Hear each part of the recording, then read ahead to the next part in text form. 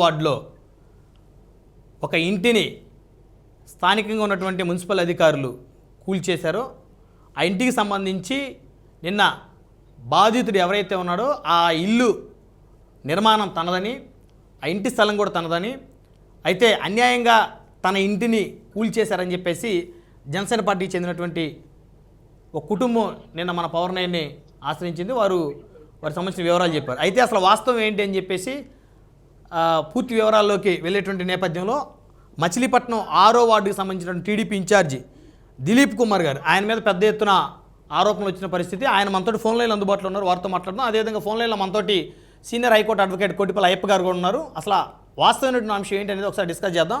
దిలీప్ గారు నమస్కారం అండి. నమస్తే సార్. కోటిపల్లి అయ్యప్ప గారు నమస్తే సార్. నమస్కారం అండి. నమస్కారం. ప్యానల్లో ఉన్న మెంబర్ కూడా నమస్కారం.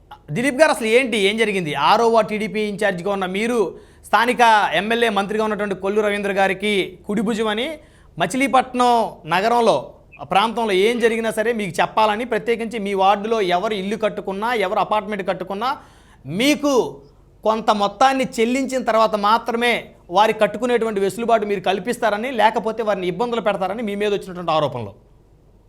సరే, ముందు ప్యానల్ ఉన్న సభ్యులందరూ కూడా నా నమస్కారాలండి. నేను ఈ ఆరోపణలు అన్నింటినీ కూడా నిర్విఘ్నంగా ఖండిస్తున్నాను. అట్లాగే నేను నిన్న కూడా చెప్పాను సార్, ఈ ఆరోపణల మీద వీళ్ళు చేసిన ఆరోపణలు అన్నింటి కూడా నేను లై డిటెక్టర్ పరిస్థితి సిద్ధంగా ఉన్నానండి ఈ ఆరోపణలకు సంబంధించి. తర్వాత సార్ అసలు ఈ యొక్క స్థల పూర్వ వివరాలన్నీ కూడా నేను చెప్తాను సార్ తమ దృష్టికి, ప్యానల్ సభ్యుల దృష్టికి, మీ ద్వారా ఆంధ్రప్రదేశ్ ప్రజలందరూ కూడా దృష్టికి తీసుకొస్తున్నాను సార్. ఇది 1941లో కొండపల్లి రామానుజం గారు అనే ఆయన ఎకరం 59 సెంట్లు కొనుక్కున్నారండి 1941లో అండి. Document number 3215. వీళ్ళు ఆ రోజు ఆయన కొండపల్లి రామానుజం గారు కొనుక్కుంటే కాలానుగుణంగా 1983, 84 ప్రాంతాల్లో వీళ్ళకి బంధువులు అదే గ్రామస్తులైనటువంటి వీళ్ళు కొంతమంది తగాదా పడి దాన్ని ఆక్యుపై చేసుకున్నాక వెళ్ళటం, తోట వెంకట సుబ్బయ్య గారు ఫ్యామిలీ మెంబర్స్ వాళ్ళు కలిసి అక్కడ ఆక్యుపై చేసుకున్నాక వెళ్ళటం, వీళ్ళు అక్కడి నుంచి దావాలు నడుపుకుంటూ వెళ్తున్నారు సార్. ఇది సుమారుగా 40-50 సంవత్సరాల నుంచి ఇక్కడ దావాలు నడుస్తూ వెళ్తున్నాయి. ఆ కొబ్బరి తోట ఏరియాలో మొత్తం అంతా కూడా బిల్డప్ ఏరియా అయిపోతే ఈ ఒక్క ఎకరం 59 సెంట్లు మాత్రం వివాదాలు ఉండటం అనాథ నుంచి ఖాళీగా ఉండిపోయిందండి. దీన్ని ఏం చేశారంటే 2000 సంవత్సరంలో మా పూర్వీకుల ఆస్తి అని చెప్పేసి వెంకట సుబ్బయ్య గారి కుటుంబ సభ్యులు దీన్ని కాట్రగడ్డ రమేష్ గారికి, కాట్రగడ్డ అమ్మినాయుడు గారికి అమ్మేశారండి. వీళ్ళు అక్కడి నుంచి ఇవాళ ఏదైతే మొసలకందీలు కాలుస్తున్నాడో పేరు నాని గారు, ఆయన తన బినామీ సభ్యుల్ని పంపించి ఆస్తిని కొనుగోలు చేయించాడు. 40 సంవత్సరాల నుంచి ఎవరో కూడా ఇల్లు కట్టడానికి ప్రయత్నం చేయకపోతే పేరు నాని తన బినామీ సభ్యులతో ఆ ఆస్తిని కొనిపించి ఈయన స్వయంగా ఆ షెడ్యూల్ ఆస్తి ఉన్నది 379/1A ఉందండి. అది ఆ షెడ్యూల్ ఆస్తి ప్రాపర్టీ మొత్తం ఉన్నది. కానీ ఈయన ఆ పక్కన కొట్టేసి దాని పక్కన నేను మీరు కూడా టీవీలో చూపిస్తే సార్ పక్కన ఇల్లు కూడా ఉన్నాయి సార్ మీకు. అవును, పక్కన ఒక బిల్డింగ్ ఉంది, 3 స్టేర్ బిల్డింగ్ ఉంది. అదే సార్, ఆ పక్కన 3 అంతస్తుల బిల్డింగ్, ఎంట్రన్స్ 2 బిల్డింగ్లు ఉన్నాయండి. వీటన్నిటికీ కలిపి 378 అనే సర్వే నంబరు, 378/1 అనే సర్వే నంబర్లు వేసి ప్లాన్లు ఇచ్చారండి. ఏదైనా సరే మున్సిపాలిటీ కానీ ఎక్కడైనా సరే ఆ టైటిల్ మీద వివాదం ఉన్నప్పుడు ప్లాన్లు మంజూరు చేయరండి.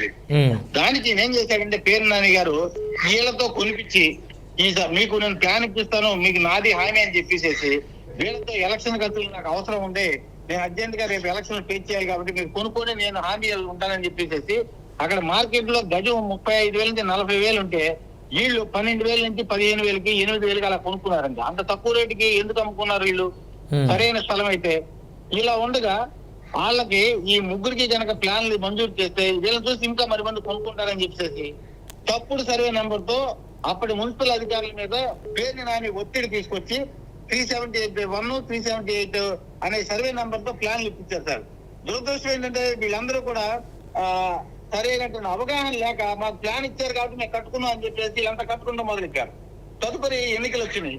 ఎన్నికలు వచ్చిన తర్వాత ఈ తెలుగుదేశం అధికారం రావటం, వీళ్ళు అప్పుడు దాకా ఈ స్థలాలని వీళ్ళు కొండపల్లి వాళ్ళు ఫైట్ చేసి దాన్ని ఇల్లు కట్టకుండా ఆపడానికి ప్రయత్నం చేసిన పేరు నాని మద్దతుతో కట్టుకోగలిగారు. వీళ్ళకి ఆపుకోలేపారు. వచ్చిన తర్వాత ఏం చేశారంటే వీళ్ళు టైం టు టైం పీరియాడికల్ గా కమిషనర్ గారికి, జిల్లా కలెక్టర్ గారికి, జాయింట్ కలెక్టర్ గారికి గ్రీవెన్స్ ద్వారా జరిగిన అన్ని కూడా ప్రతి సోమవారం వెళ్ళి ఫిర్యాదులు చేస్తూనే ఉన్నారండి.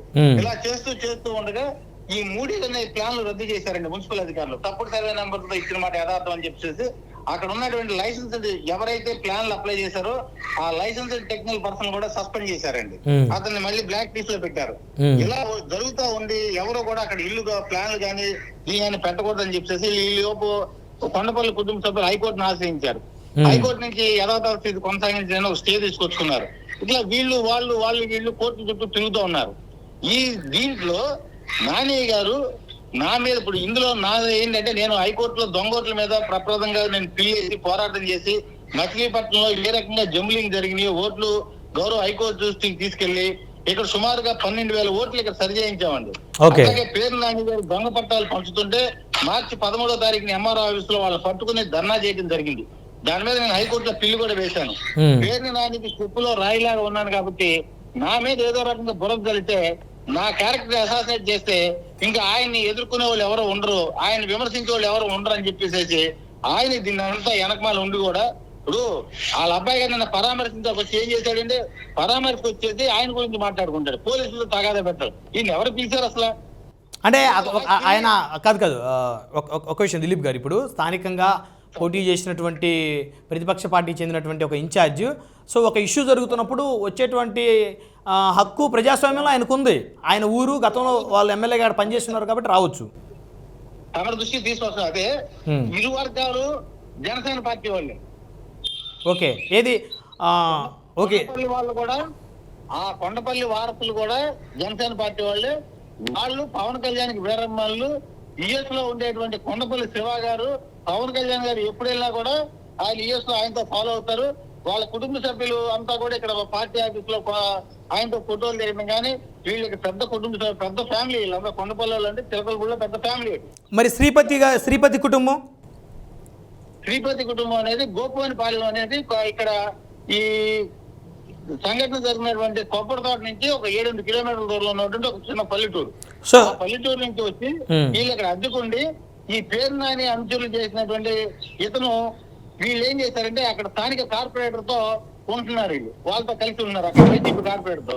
వాళ్ళు ఏం చేశారంటే ఇది మంచి స్థలం మీకు ఎందుకు కొనుక్కొని మేము ప్లాన్లు ఇప్పిస్తాం నాని గారు ఉన్నారని చెప్పేసి వీళ్ళంతా కలిసి తప్పుదోవ పట్టించి వాళ్ళతో ఆ స్థలాన్ని కొనిపించారు. విభాగంలో ఉన్నటువంటి స్థలాన్ని వెనకమారున్నారు, మేము మీకెందుకు ప్లాన్లు ఇప్పిస్తామని చెప్పేసి అన్ని పనులు నిర్మూలన తీసుకొచ్చేసి వాళ్ళు ముంచేశారు. ఒక శ్రీపతి కుటుంబం ఒక నిమిషం దిలీప్ గారు, ఇప్పుడు మీరు చెప్పేది ఏంటంటే శ్రీపతి కుటుంబం ఎవరైతే నిన్న మా ఇల్లు కూల్చారు అని చెప్పేసి శ్రీపతి భానుమూర్తి గారు శ్రీపతి విజయ్ గారు వాళ్ళు ఎవరైతే ఉన్నారో వాళ్ళ చేత వీళ్ళు కొనిపించారు.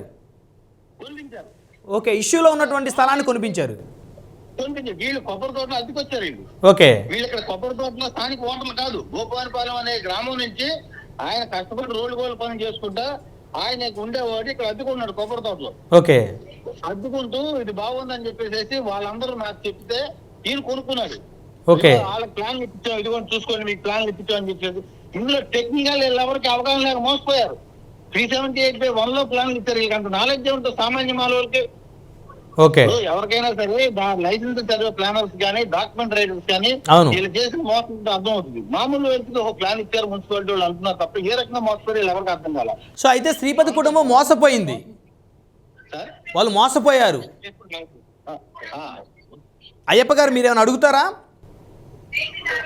ఇక్కడ ఏదైతే జన సైనికులు మాట చెప్పారండి ఏమని, మరి 3 ఇళ్ళకి ప్లాన్ ఇచ్చినప్పుడు మున్సిపాలిటీ వాళ్ళు 3 ఇళ్ళు కూడా కోల్చకుండా అసలు నిర్మాణం మీరు కట్టే అదే వాళ్ళ మీద యాక్షన్ తీసుకున్నారే అన్నారు. మరి ఆ 3 ఇళ్ళు మీరు ఎందుకు కోల్చలేదు? ఇక్కడ కూడా నోటీసులు సర్వ్ చేశారు. సార్ మీరు మాట్లాడినప్పుడు నేను మాట్లాడలేదు, నేను మాట్లాడినప్పుడు మీరు మాట్లాడదు. ఓకే దిలీప్ గారు 1 by 1 మాట్లాడారు. ఇప్పుడు మీరు చెప్పారు ఇష్యూ, అడ్వకేట్ గారు ఆయన వర్షన్ ఆయన చెప్తారు, ఒకసారి ఆయన అభిప్రాయం చెప్పండి.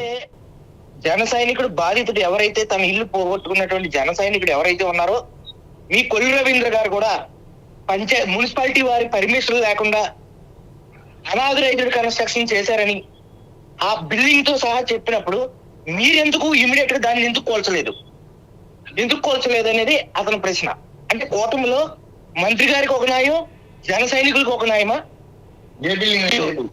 వినండి, ఆయన చెప్పారు మీకు ఆ బిల్డింగ్ కూడా మచిలీపట్నంలో మీ కొల్లు రవీంద్ర గారు అనాథరైజ్ గా కడితే దాని మీద మీడియా మీటింగ్ లో ఆయన వచ్చి నేను ఫైన్ తో కట్టుకుంటాను, నేను ప్లానింగ్ లేకపోతే ఇప్పుడు ఏమవుతుంది, నేను ఫైన్ వేసి కట్టుకుంటానని చెప్పారు. మరి ఈయన కూడా ప్లానింగ్ ఉందా లేదా? ఫస్ట్ అనాథరైజ్డ్ గా సబ్ రిజిస్టర్ ఆఫీస్ లో 1908 రిజిస్ట్రేషన్ యాక్ట్ సెక్షన్ 82, 83, 84 ప్రకారం అది ఇల్లీగల్ గా రిజిస్ట్రేషన్ చేసినప్పుడు సబ్ రిజిస్టర్ మీద మీరు ఏమైనా యాక్షన్ తీసుకున్నారా? మన ప్రభుత్వం వచ్చిన తర్వాత ఎందుకు తీసుకోలేదు?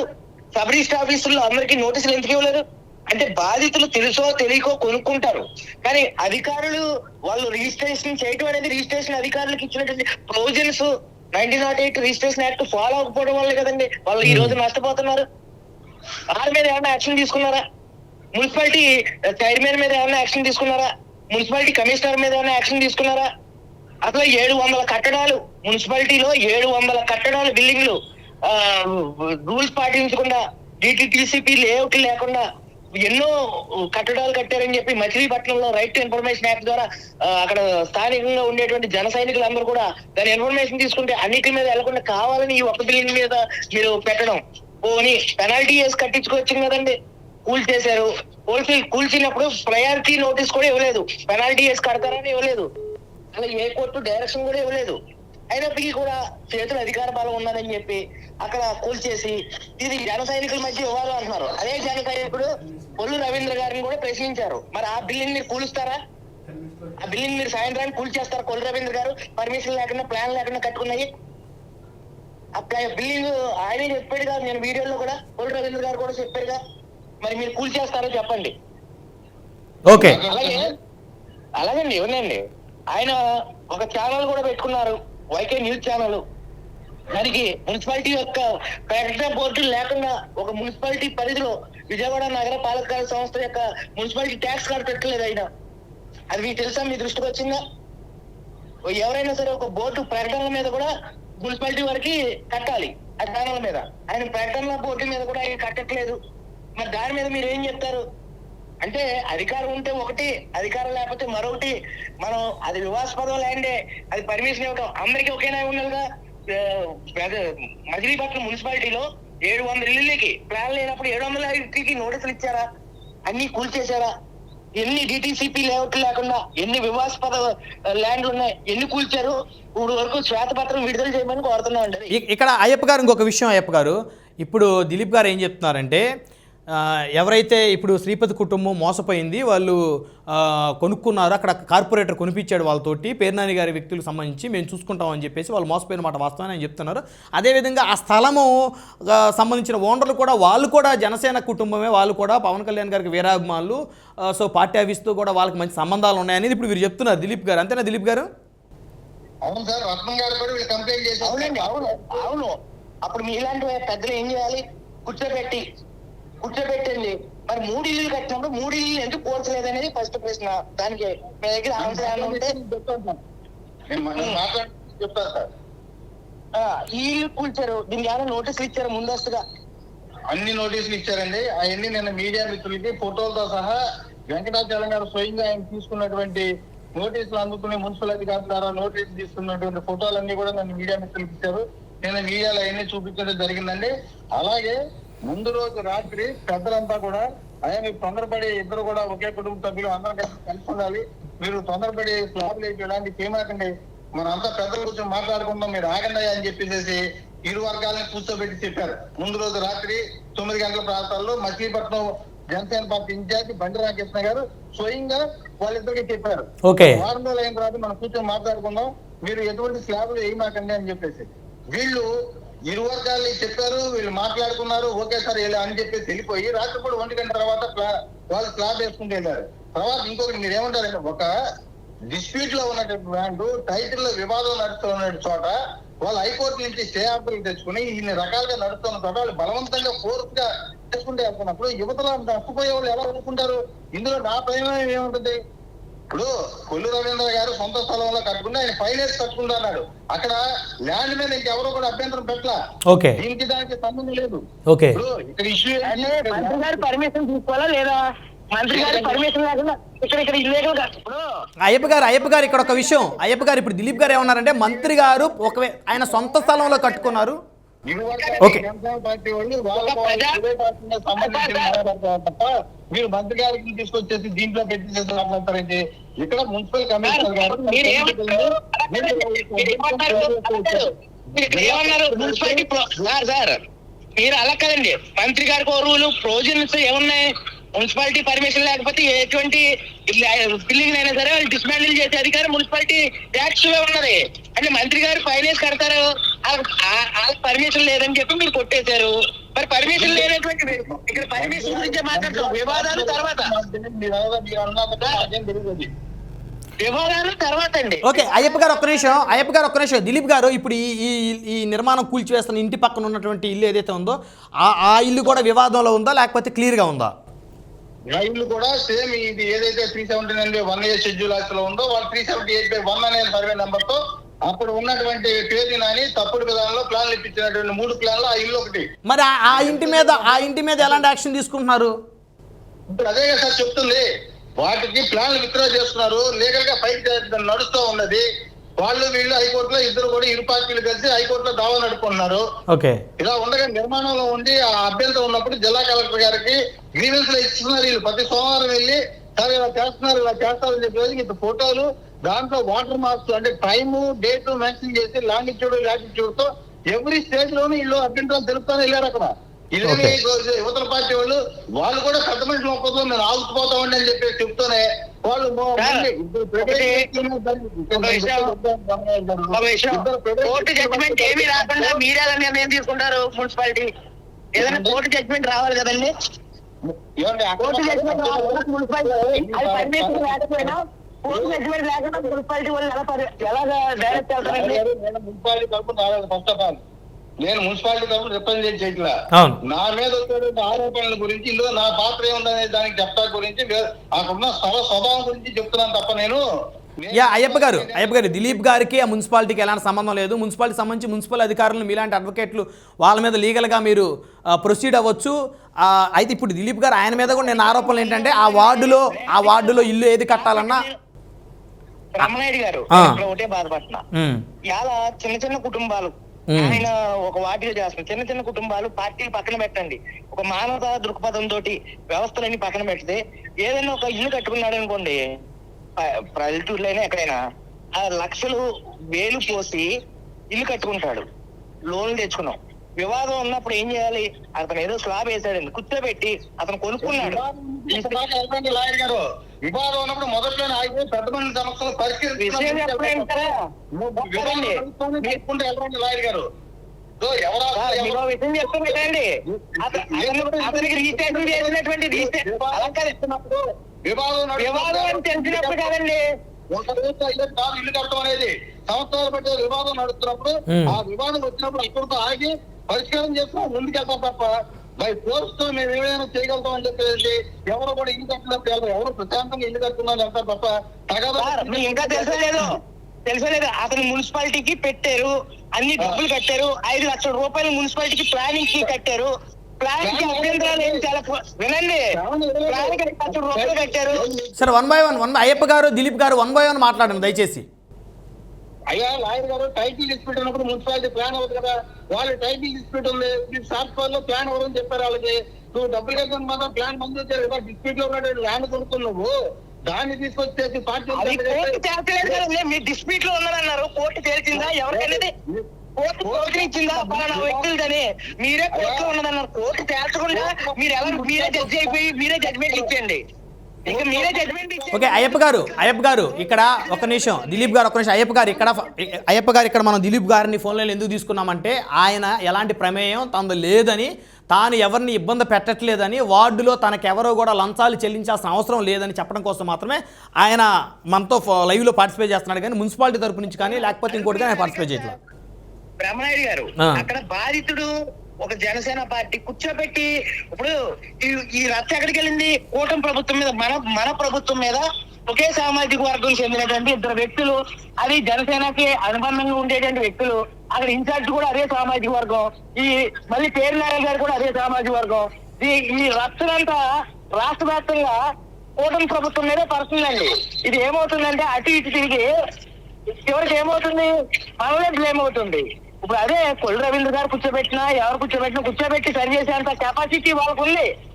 కొల్లు రవీంద్ర గారైనా కూర్చోబెట్టి సార్ ఇది ఏం కాదు కూర్చోండి, మీరు స్లాబ్ వేశారు, కూర్చోబెట్టి మాట్లాడి అన్ని సెటిల్ చేయొచ్చు కదా. నేనేంటంటే ఈ భక్తులు ప్రజానాయకుడు అనేవాడు వివాదాల్లో ఉంటాయి, 100 వివాదాలు ఉంటాయండి. కోర్టు పరిష్కరించలేని వివాదాలు నాయకత్వంతో తన ప్రతిభతోటి కూర్చోబెట్టి మాట్లాడి సెటిల్ చేయొచ్చు కదా. అనవసరంగా కట్టిన దాన్ని ఎందుకు కూల్చడం? ఇప్పుడు ఏదైనా సరే కట్టిన దాన్ని కూల్చడం వల్ల నష్టపోయేది కొన్ని కుటుంబాలు, అది నేను చెప్తున్నాను. ఓకే అయ్యప్ప గారు మళ్ళీ చర్చ మనం కొనసాగిద్దాం. ప్రస్తుతానికైతే వార్డు ఇన్ఛార్జిగా టీడీపీ ఇన్ఛార్జిగా దిలీప్ గారు తనకు ఎలాంటి సంబంధం లేదని చెప్పేసి చెప్పడానికి మాత్రం మనతో ఫోన్ లైన్లోకి వచ్చారు. సో రెండు కూడా జనసేన కుటుంబాలే, అవతల కూడా జనసేన కుటుంబాలు, అవతల ఏమి టీడీపీ కుటుంబం కాదు వీళ్ళని కూల్చింది. సో రెండు జనసేన కుటుంబాలే, వారిద్దరు ఆ ఇష్యూ ఆ ల్యాండ్ డిస్ప్యూట్ అతని కుటుంబం కాదండి. ఇందులో టీడీపీ నాయకులే ల్యాబింగ్ చేసి కూల్చారని చెప్పి ప్రత్యక్షంగా ఆధారాలతోటి అసలు మేమేం కూల్చమని చెప్పలేదు, మేము కోర్టు వెళ్ళామని చెప్పి అవతల జనసేన బాధిత కుటుంబం కూడా అదే చెప్తుంది. మేమేం కూల్చమని చెప్పలేదు. మున్సిపాలిటీ అధికారులకి ప్రలోభాలు చేసినటువంటి వ్యక్తులు అక్కడ ఉన్నటువంటి టీడీపీ నాయకులే అని ప్రత్యక్షంగా వాళ్ళు అవతల వ్యక్తులు కూడా చెప్తున్నారు. నేను ఆ విషయంలో అవతల వ్యక్తుల ఫోన్ నెంబర్లు కూడా తీసుకున్నాను, మాట్లాడటం కూడా జరిగింది. మేము కోర్టులో వేసామండి, కోర్టు మాకు ఏదైనా ఇస్తే మాది అవుతుంది, మేము దాని గురించి మేము మాట్లాడలేదు అన్నారు. అలా కలెక్టర్ గారికి మున్సిపాలిటీ అధికారికి అధికారం ఇచ్చింది టీడీపీ నాయకులని ప్రత్యక్షంగా చెప్తున్నారు. ఇద్దరు జన సైనికుల మధ్య టీడీపీ నాయకులు వచ్చి చిచ్చి పెట్టారు, వాళ్ళ వల్లే మాది కూలిపోయిందని ప్రత్యక్షంగా ఆధారాలతో కూడా చెప్తున్నారు వాళ్ళు. ఓకే అయ్యప్ప గారు మళ్ళీ కంటిన్యూ చేద్దాం చర్చ. దిలీప్ గారు, అయ్యప్ప గారు ధన్యవాదాలు అండి చర్చలో పాల్గొన్నందుకు. సో మొత్తానికైతే ఈ ఎపిసోడ్కి సంబంధించి మరి నిన్న శ్రీపతి కుటుంబం అక్కడ చేసినటువంటి ఆరోపణ ఏదైతుందో తనకు సంబంధం లేదని స్థానిక మచిలీపట్నం 6వ వార్డు టీడీపీ ఇన్ఛార్జ్ దిలీప్ గారు చెప్తా ఉన్నారు. అదేవిధంగా కొట్టిపల్లి అయ్యప్ప గారు మాత్రం రెండు జనసేన కుటుంబాల మధ్య నడుస్తున్నటువంటి వివాదంలో టీడీపీ నేతలు వారు లాబింగ్ చేస్తూ ఉన్నారు, వారు ఆ రెండు కుటుంబాల మధ్య వారి ఇన్వాల్వ్మెంట్ అయ్యారని చెప్పేసి వాళ్ళైతే చెప్తా ఉన్నారు. చూద్దాం మరి ఈ ఇష్యూ ఎంతవరకు వెళ్తుందో.